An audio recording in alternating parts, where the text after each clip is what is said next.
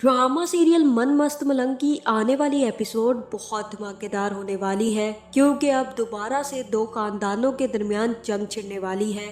जहां अब जैसे ही ये राज फाश होगा कि कबीर और रिया एक दूसरे को पसंद करते हैं, एक दूसरे से मिलते हैं और एक दूसरे से शादी करना चाहते हैं, तो दोनों के घर वाले एक दूसरे को मारने की तैयारी कर लेंगे। जहां अब क्या सिकंदर कबीर की जान ले लेगा या फिर कबीर से एक और कत्ल होने वाला है, ये जानने से पहले अगर अब तक आपने हमारा चैनल सब्सक्राइब नहीं किया तो जरूर करें। तो अब जहां तक कश्यप ने रिया को ये समझाया है कि अगर तुम सच में कबीर से मोहब्बत करती हो तो तुम्हें चाहिए कि तुम या तो कबीर से शादी कर लो या फिर इस मोहब्बत को भूल जाओ। जिसके बाद रिया भी कबीर से मिलने के लिए तैयार हो जाती है। जहाँ फिर रिया जैसे ही कबीर के घर पहुँचती है तो कबीर सो रहा होता है। उससे तो ये ख्याल ही नहीं आता कि उससे मिलने रिया भी आ सकती है। जहाँ फिर रिया जैसे ही कबीर को उठाएगी तो कबीर रिया को अपने सामने देखकर हैरान रह जाएगा। जहाँ फिर कबीर रिया से कहेगा कि तुम इस टाइम पर मेरे घर में क्या कर रही हो,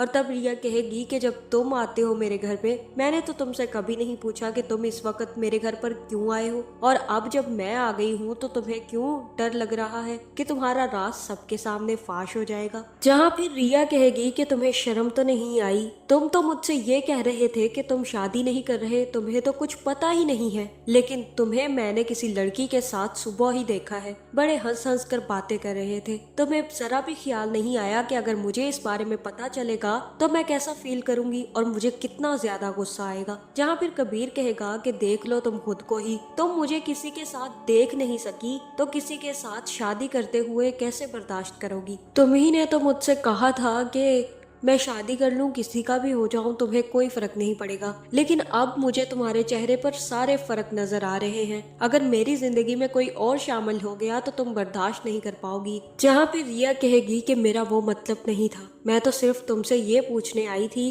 कि तुम मुझे पढ़ाने क्यों नहीं आ रहे। जहाँ फिर कबीर कहेगा कि ये बात तो तुम फोन पे भी पूछ सकती थी, तुम यहाँ तक पहुँच गई हो, अब तुम खुद से भाग रही हो, तुम क्यों नहीं मान लेती कि तुम्हें मुझसे मोहब्बत है। लेकिन मैं तुम्हें एक बात बता दूं रिया, ना मैं किसी से शादी कर रहा हूँ और ना ही वो लड़की जिससे मैं हंस हंस के बातें कर रहा था वो मेरी मंगेतर थी। मेरी जिंदगी में सिर्फ और सिर्फ एक ही लड़की थी और रहेगी, और उसका नाम है रिया। रिया के सिवा मेरी जिंदगी में कोई नहीं आएगा, मरते दम तक मैं किसी को अपनी जिंदगी में शामिल नहीं करूंगा। अब तुम बताओ, क्या तुम्हारी जिंदगी में कबीर हो सकता है? मैं तो ये कसम खाकर कह सकता हूँ कि मेरी जिंदगी में कोई और नहीं होगा। तुम भी कसम खा सकती हो। जहाँ पे रिया कहेगी कि तुम अब बहुत ज्यादा बोल रहे हो और मैं तुम्हें अब ये बता दूंगी कि मुझे तुमसे मोहब्बत है, लेकिन इस तरह से नहीं बताऊंगी और ना ही कसम खाऊंगी, बल्कि अब मैं दरगाह पर जाऊंगी और 2 नफल शुक्राने के अदा करूंगी। जहाँ फिर ये सुनकर कबीर भी काफी ज्यादा खुश होगा और रिया के ऊपर चादर देकर उससे कहेगा कि अब तुम घर वापस चली जाओ, अगर किसी ने तुम्हें यहाँ पर देख लिया तो बहुत बड़ा बवाल होगा। जिसके बाद रिया कश्यप के साथ वापस आ जाएगी। जहाँ फिर अगले ही दिन रिया दरगाह पर पहुँच जाएगी और दरगाह पर पहुंचकर सबसे पहले 2 नफल शुक्राने के अदा करेगी। जहाँ रिया को नफल अदा करते कबीर देखकर काफी ज्यादा खुश होगा और वहीं पर खड़ा होकर अपनी दुआएं मांगेगा। अब ये बात कि रिया बार बार दरगाह पर और कश्यप के घर और कबीर का नाम सुनकर इतना डर क्यों जाती है, ये सोच सोच कर अस्मा को भी इस बात का एहसास हो गया है कि रिया कबीर से कहीं ना कहीं मिलती है, या तो दरगाह पर मिलती है या फिर कश्यप के घर मिलती है। जिसके बाद अस्मा भी इस चीज का सुराग लगाने दरगाह पर पहुंच जाएगी। जहां पहले वो कश्यप को अकेला खड़ा देखकर हैरान होगी। जिसके बाद वो कश्यप को बाजुओं से पकड़ेगी और कहेगी कि बताओ मुझे कि रिया किधर है। जहां फिर कश्यप डरती डरती रिया के पास ले जाएगी और अस्मा रिया और कबीर को एक साथ देखकर काफी ज्यादा गुस्से में आ जाएगी। जहां रिया तो कबीर के गले में पहनी हुई मंगनी की अंगूठी देखकर हैरान होगी और रिया और कबीर को एक साथ देखकर अस्मा के भी पैरों तले से जमीन निकल जाएगी।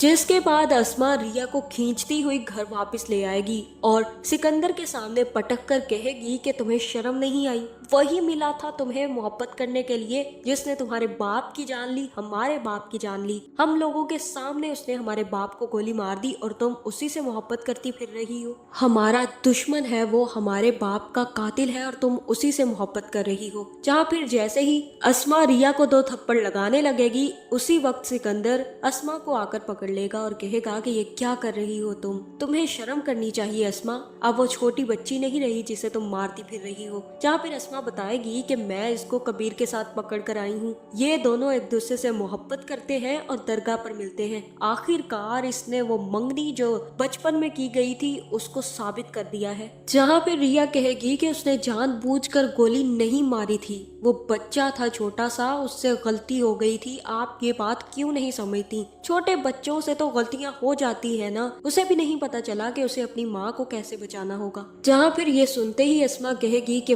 वाह, बचपन की मंगनी रंग ले आई और अब तुम मान ही गई हो कि उसने गलती की थी तुम्हारे बाप को मारकर। लेकिन रिया, अगर तुम ये सोच रही हो कि हम लोग तुम्हारी शादी उस कबीर से करवा देंगे तो ऐसा बिल्कुल नहीं होगा। मैं और सिकंदर कभी तुम्हारी शादी उस खूनी से होने नहीं देंगे। जो करना है करती फिरो। जिसके बाद अस्मा तो उठकर चली जाएगी और दूसरी तरफ अब कबीर भी अपने घर वालों से बात कर लेगा और अपने भाई और अपनी माँ से कहेगा कि बचपन से लेकर आज तक रिया मेरी किस्मत में लिख दी गई है। वो बचपन में भी मेरी मंगेतर थी और मुझे उससे मोहब्बत थी। फिर ये इंसिडेंट हो गया और उसके बाद हम दोनों में नफरत पैदा हो गई। लेकिन अब मुझे ये ख्याल आ चुका है कि मैं रिया के बगैर नहीं रह सकता और अब रिया मेरी तकदीर में लिखी जा चुकी है और इसे कोई अब तब्दील नहीं कर सकता। जहाँ ये सुनते ही महबीना गुस्से में आ जाएगी और कहेगी कि मैं मिटा डालूंगी इस किस्मत की लकीर को। मैं कभी भी तुम्हारी शादी उस लड़की से होने नहीं दूंगी, क्योंकि रिया तो इस घर की बहू नहीं बन सकती।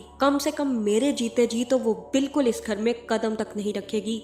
जहाँ ये सुनते ही कबीर को काफी ज्यादा गुस्सा आएगा और कहेगा कि रिया अब मेरी जिंदगी में आकर ही रहेगी, वरना मैं खुद को खत्म कर लूंगा। और तब महबीना मुबीन से कहेगी कि देख रहे हो तुम इसकी हरकतें, ये कैसे हठधर्म होता जा रहा है। जिसके बाद कबीर सीधा शीशे में जाकर अपना हाथ मार कर खूनो खून कर लेगा और कहेगा कि अगर आपने मेरी शादी ना की तो मैं किसी से शादी नहीं करूंगा और मैं ये घर छोड़कर भी हमेशा के लिए चला जाऊंगा। ये आप कह रही थी ना कि आप मेरे हाथ से किस्मत की लकीर मिटा देंगी, देख ले मेरे हाथ से किस्मत की लकीर अब कोई नहीं मिटा सकता। रिया के नाम की लकीर मेरे हाथ पर खींची जा चुकी है और अब इस लकीर को कोई मिटा नहीं पाएगा। जहां अब कबीर और रिया की मोहब्बत सब लोगों में खुल चुकी है, दूसरी तरफ तो अस्मा और सिकंदर नहीं तैयार। जहाँ तक मुझे लग रहा है अब सिकंदर में गुस्से में आकर अपनी गन निकालेगा और कबीर के घर पहुंच जाएगा। जहाँ हो सकता है कि वो कबीर से कहे कि पहले तुमने हमारे बाप का कत्ल कर दिया और अब तुम हमसे अपनी बहन छीनने की तैयारी कर रहे हो। मैं तुमसे अपनी बहन की शादी नहीं करूंगा, बल्कि मैं तुमसे खुद अपने बाप का बदला लूंगा। जहाँ मुझे ऐसा ही लग रहा है कि अब सिकंदर कबीर को मारने की कोशिश कर सकता है, क्योंकि वो भी अस्मा के साथ मिला हुआ है और ये लोग मिलकर कभी भी कबीर और रिया की शादी होने नहीं देंगे। जहाँ फिर सिकंदर क्या कबीर को मार देगा? मुझे तो ऐसा ही लग रहा है कि सिकंदर जैसे ही गोली चलाने लगेगा तो कबीर सिकंदर के हाथ से गन छीनकर सिकंदर की तरफ कर लेगा और कहेगा कि ये गलती कभी मत करना। मैंने सिर्फ और सिर्फ रिया से मोहब्बत की है, वो मेरी मंगेतर है और मैं उससे शादी करूंगा। मुझे उससे शादी करने से कोई नहीं रोक पाएगा, तुम भी नहीं और ना ही तुम्हारी बहन। अगर तुम मुझे मारने की कोशिश करोगे तो तुम जानते हो कि तुम्हारा इंजाम क्या होगा। जहां अब रिया और कबीर की शादी तो बहुत मुश्किल लग रही है। आपका इस बारे में क्या ख्याल है, कमेंट करके ज़रूर बताएं और ऐसी वीडियोस देखने के लिए हमारे चैनल को सब्सक्राइब करना ना भूलिएगा।